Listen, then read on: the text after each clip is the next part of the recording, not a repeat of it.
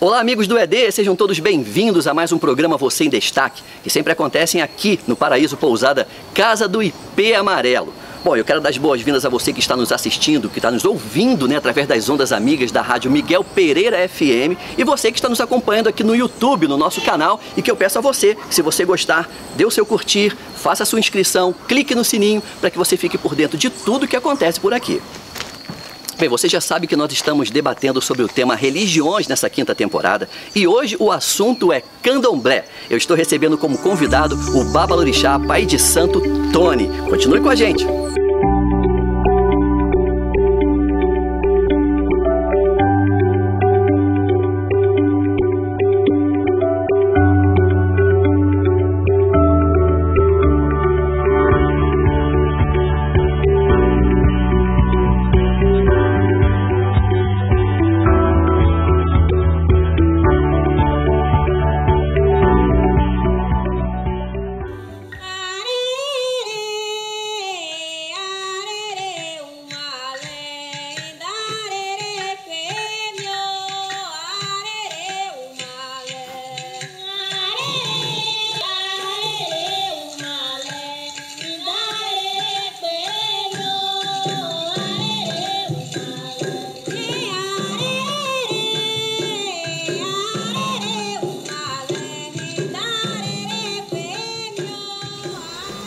Bom, eu estou recebendo hoje o pai Tony, que vai nos falar a respeito do candomblé. Seja muito bem-vindo. É um prazer muito grande recebê-lo aqui no nosso programa. E eu espero que você se sinta muito bem, porque temos muito a conversar hoje. Eu que agradeço a você essa oportunidade. Ah, que bom. Então vamos lá. Eu vou começar já fazendo a primeira pergunta para você, para a gente poder esclarecer ao máximo aqueles que estão nos acompanhando. A minha primeira pergunta é: o candomblé é uma religião monoteísta ou politeísta? Monoteísta. Monoteísta. Nós acreditamos num Deus chamado Olorum, o Criador de todo o universo, também chamado Olodumare, também chamado Orixanilá. E acredito que esse Deus é o Deus único de todo o universo, né?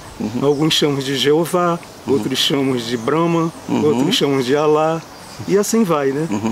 Mas esse status é o mesmo, né? É o mesmo. É o Perfeito. mesmo. Então ela não é, como muitos pensam, politeísta. Não. Não. A questão dos orixás, como eles são cultuados, não significa que... Orixás são colaboradores de Olorum. Certo. Que é totalmente diferente de ser o Deus, né? Mais um Deus. Bom, o candomblé, ele prega a alma da natureza, não é isso? Agora, o que significa a alma da natureza para o candomblé? Como eu estava dizendo, os orixás são colaboradores de Olorum. Sim. Então, nos aspectos da natureza, cada orixá se encantou com uma parte da natureza. Ah, entendido.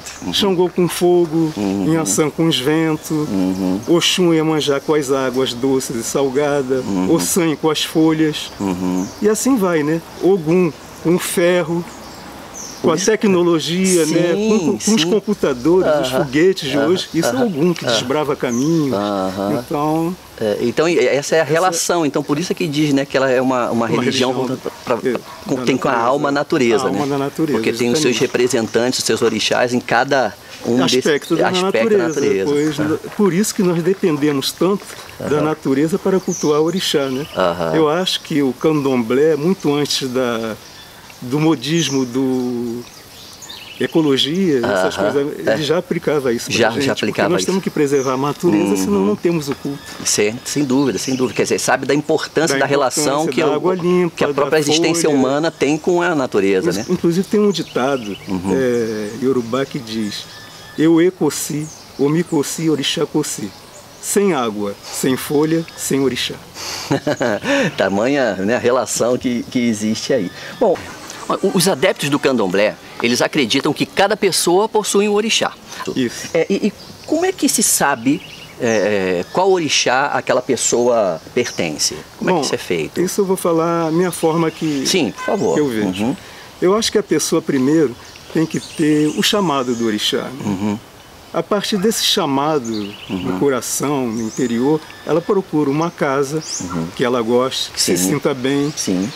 um babalorixá, um maiorixá de sua confiança, frequente aquela casa, em determinado momento, ele vai consultar o oráculo para ver qual o orixá que rege a cabeça dela. Ah, então tem que ser feita uma consulta, né? Uma consulta, para poder identificar. Para identificar qual orixá que aquela pessoa traz já de nascimento. E dentro da casa, quem é a pessoa que tem essa competência de identificar? A princípio o babalorixá ou o aialorixá, mas existe outras pessoas também com essa competência. Que podem identificar. Que podem identificar. Certo, perfeito. E daí ela vai, não para por aí, ela vai ver o orixá, vai ver que tipo de iniciação que é para ela, porque há vários tipos. Ah, sim. Que caminho que ela vai tomar na vida, dentro da religião e fora. Quer dizer, ela pode simplesmente, ao identificar, saber, né, a que orixá ela pertence e fazer lá os seus serviços e como ela também pode se aprofundar ali. Aprofundar, sim, claro. Ah, tá. Perfeito. E dentro, o candomblé, ele tem elementos, todos nós sabemos, né, a sua origem, tudo, de religiões africanas, de religiões indígenas, né? E do cristianismo, ela tem alguma relação? Olha, eu vou te explicar das três que é melhor. Tá, vamos lá. Bom, com africano é óbvio, apesar do candomblé ser uma religião brasileira, criada em solo brasileiro, foi através dos africanos que trouxeram os orixás, trouxeram esse conhecimento para a gente. Mas aí houve o verdadeiro sincretismo, porque dentro de uma senzala existiam várias etnias, vários países da África trouxeram escravos. Então teve os de origem banto, de Angola e Congo, teve os iorubás, teve os fons, que são chamados jejes. Então isso tudo dentro de uma senzala foi de uma inteligência, de uma capacidade faraônica, né? Porque eles criaram esse culto onde lá em África é todo separado e numa casa só você se cultua diversos orixás. Uniram o continente. Então por isso não existe enquanto foi criado no Brasil. Não existe em África. Por causa dessa natureza. Quer dizer, lá o que era cada um pontual ali no seu país e tudo, né? Que a África é imensa. Imensa. E de repente aqui juntar todo mundo. Tudo numa senzala.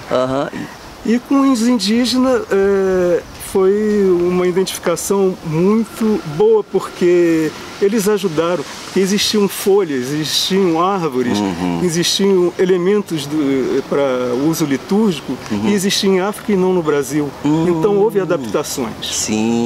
Houve adaptações. Então essa folha tem essa mesma energia e tem aqui no Brasil. Então vamos usar para esse orixá, vamos usar para curar essa doença. As tribos de indígenas aqui que tinham esse conhecimento, né? Da flora daqui. Então houve uma interação incrível nisso. Até hoje existe muitos candomblés que tem um chamado samba de caboclo, onde são reverenciados os verdadeiros donos da terra. Que máximo, que máximo. Então quer dizer, tudo isso, né, acabou criando e veio aí então o candomblé, que já é a união de vários povos, então, africanos, com os indígenas também. E com os indígenas. Já com o cristianismo católico, a princípio eu acredito que foi uma imposição, né? Você ou era católico ou você não era reconhecido como ninguém. Então o negro era obrigado a ser batizado, receber outro nome. E então eles tinham que disfarçar. Como foi manter a fé, né? Como manter a fé. Então, estão festejando Santo Antônio, então a gente, o que vocês estão fazendo? Estão festejando Santo Antônio, não. Eles estão louvando a Ogum. Vai ter uma festa, dia de São Jorge, então vamos festejar. Estão festejando São Jorge? Não, estão festejando Oxóssi, mas escondido. Mas com a representação que também, de natureza muito devota, ele criou a devoção também por esses santos todos. Então o sincretismo hoje em dia ainda é muito forte. Mas eu acredito que hoje a maioria sabe, embora você seja um grande devoto de Santa Bárbara, você faz suas orações, seus pedidos a Santa Bárbara, mas na hora de arrear o seu acarajé vai junto ao assentamento da Sunhaçã. Tá entendendo? Então há essa separação, mas a devoção aí ela se mescla, né? Se mescla. Que máximo. Bom, babalorixá, Pai Tony, eu vou lhe fazer uma pergunta agora um pouco chata, mas eu tenho certeza que vai ser de grande importância para quem estiver nos assistindo. É porque todos nós sabemos, né, esse conceito absoluto das religiões cristãs com relação a entidades do espiritismo, né? Então, e eu sempre pontuo que quando a gente fala de Exu, então parece que é unânime, né? Exu é aquela coisa demoníaca, é demônio, né? Vem logo à mente essa coisa de espírito maligno. E a minha pergunta é como é que o candomblé compreende os Exus? Bom, no candomblé não existe demônios, nem diabo, isso é coisa da igreja. Não Exu existe. não é demônio, não é diabo, até porque não existe. Exu é um orixá, um dos mais importantes, porque ele é o primeiro de tudo. Olha. Então, você vê, eu vou te citar 3 aspectos de Exu. O Exu Iná é o fogo, é a luz, é o Big Bang. É o haja luz da criação, o né? Luz, né? Então é uma força muito poderosa, né? Então nós sempre reverenciamos Iná, né? Inamojubá, que nós nos prostramos a seus pés. Seja benevolente quando vier à terra.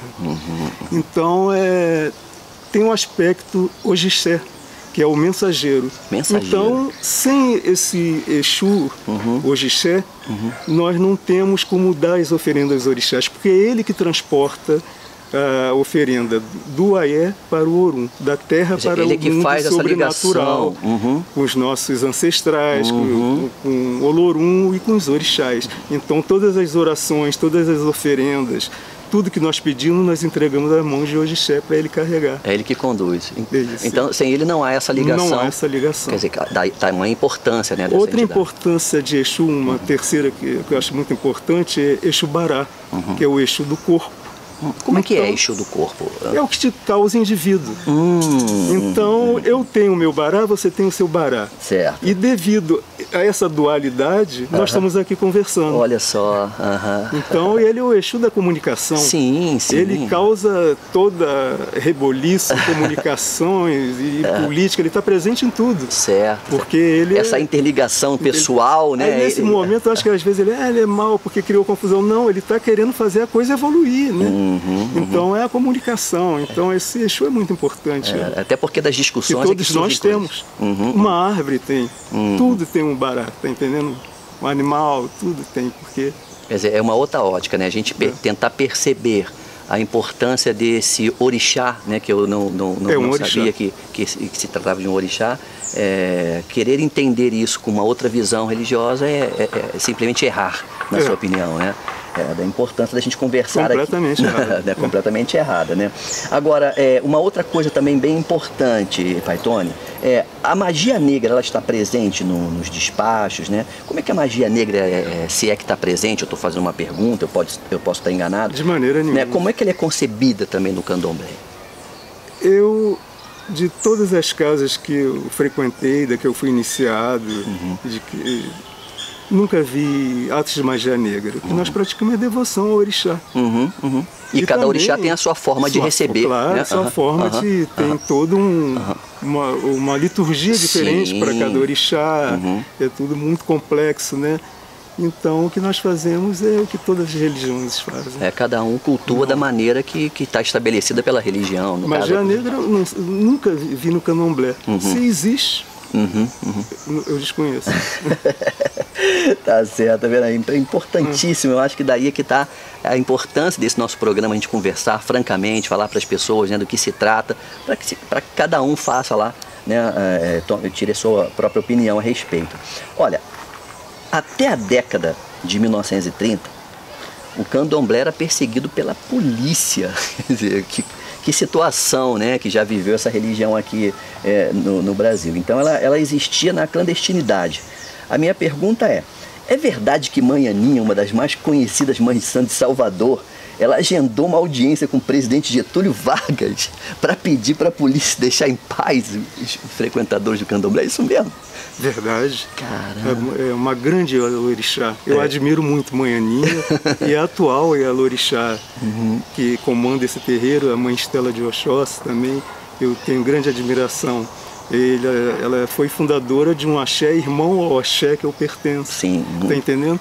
Então eu admiro muito. E Foi de uma ousadia, né, dela, né, de chegar, não, eu quero uma audiência com Getúlio Vargas, parar com essa perseguição. Mas, paralelamente, houve também grandes ialorixás e babalorixás que lutaram com isso, né, de uma forma diferente. Eu posso citar a Mãe Menininha do Gantuá, sim, que foi uma grande ialorixá também, que abriu as portas do Gantuá para intelectuais, artistas, e com isso ela levou o nome do candomblé para todos os cantos do Brasil e para todos os cantos do mundo.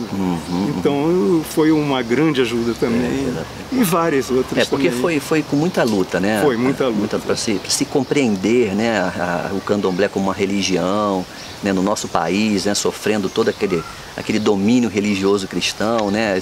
Realmente dependeu muito da ação de pessoas iluminadas como ela, né? Teve muitas mesmo. Essas são as que eu considero as mais importantes, assim, mas tem muitas. Mudaram a história, que ainda né? Continuam lutando, até hoje tem muitos. Porque assim, numa linha cronológica da história, 1930 é logo ali, né? Então, o senhor poderia dizer que adeptos do candomblé ainda sofrem algum tipo de perseguição nos dias atuais? Perfeitamente, claro, porque o preconceito não é uma coisa que você acaba com umas décadas, tá entendendo? Você pode criar leis de proteção, pode criar um respeito imposto, mas o preconceito você tem que trabalhar dentro do seu coração, dentro da sua cabeça.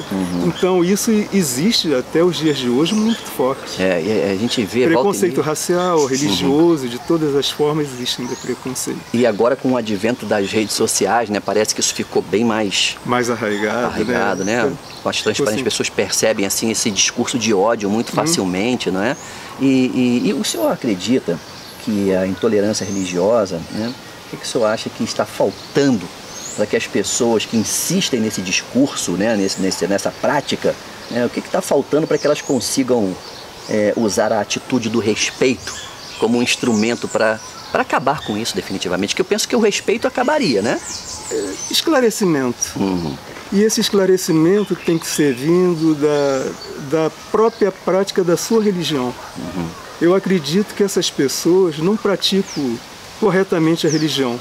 Porque se você for ver, eu pelo menos não conheço nenhuma religião que te leve a ódio, a ter preconceito, a dizer eu sou certo, você está errado, e a levar a guerra, nem difundido nada. Toda religião que eu conheço, é o amor, é o amor próximo, a união e coisas lindas. Então, se a pessoa tem isso, é porque não está praticando a sua religião. É porque é complicado, né, uma pessoa resistir, por exemplo, a uma religião, né, com a raiz africana aqui no nosso país e dizer, mas é que eu sou cristão.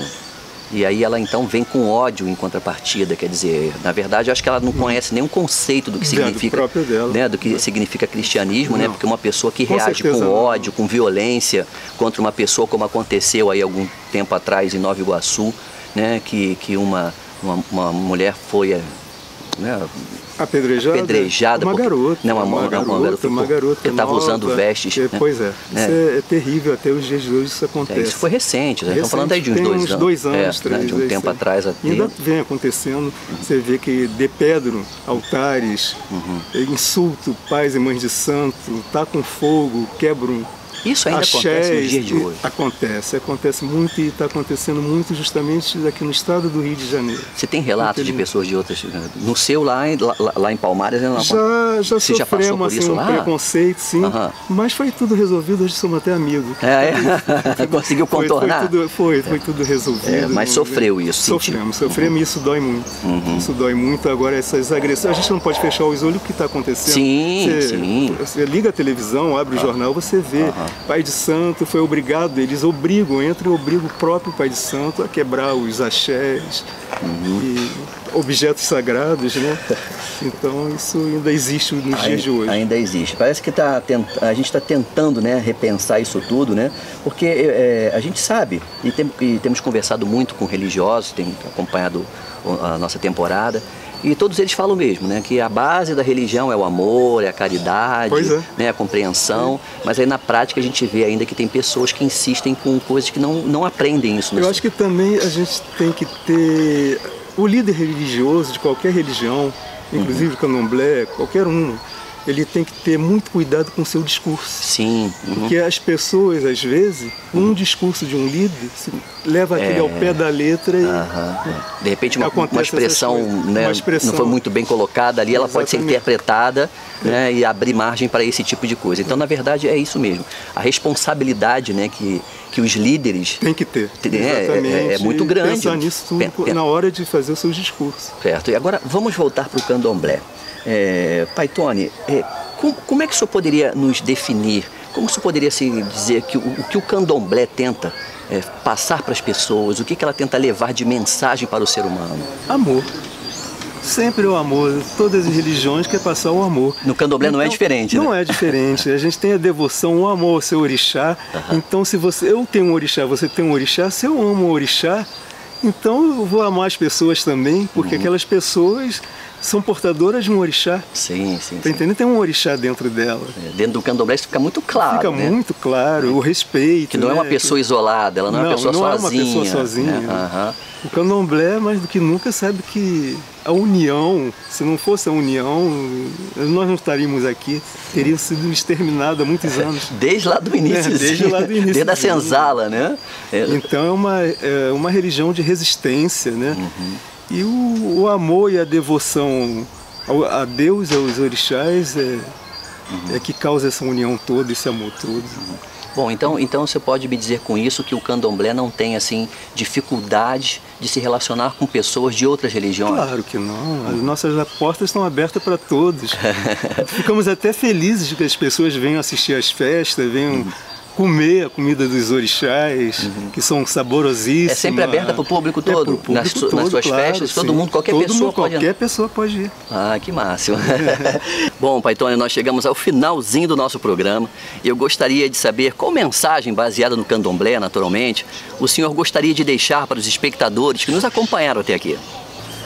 Bom, eu peço a Oxóssi, o soberano de Queto, a nação a que eu fui iniciado, meu orixá, que pela sua graça ele abençoe a todos, a mente de todos, que traga esclarecimento, amor e que todos juntos demos a mão, nos abraçamos e construímos um mundo melhor para os nossos descendentes. Ah, perfeito.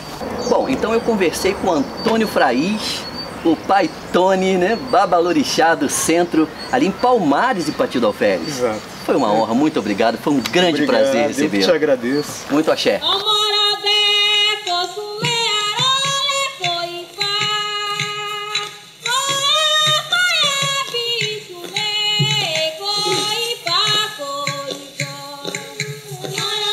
E aí, você está gostando da 5ª temporada do Você em Destaque? Se estiver gostando, então inscreva-se no nosso canal, dê o seu curtir, faça o seu comentário e não esqueça de clicar aqui, ó, no sininho, que você vai ficar por dentro de tudo que acontece por aqui.